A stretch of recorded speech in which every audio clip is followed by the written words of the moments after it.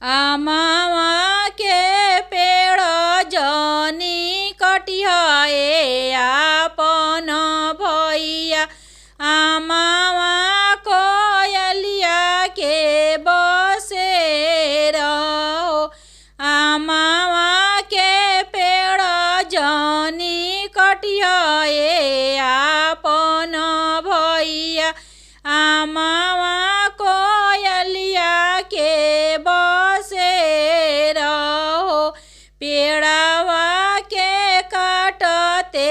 कोयलिया उड़ी जई है हो सुन होई है बगिया तोहार हो पेड़ावा के काटते कोयलिया उड़ी जई है हो सुन होई है बगिया तोहार हो सुन होई है बगिया तोहार हो दीदिया के कु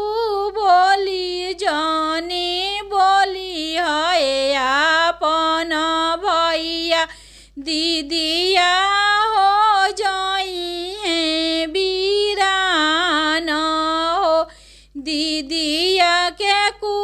बोली जनी बोली है आपन भैया दीदिया हो जई है बीरान हो दीदिया हो जई है बीरान हो एक दिन आजी भैया दीदिया चली जई है सुन होई है बागाना तोहार हो एक दिन आजी भैया दीदिया चली जई है सुन होई है बगिया तोहार हो चुटुकी भर से नूरा पड़ी जब मंगिया दीदिया हो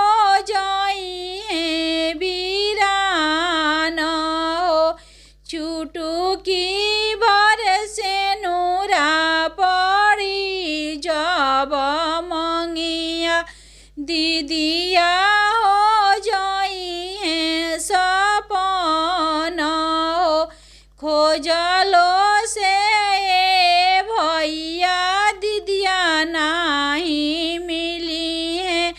दीदिया हो जई है सपन हो खोजलो से भैया दीदिया नहीं मिली है दीदिया हो जई है बीरान हो दी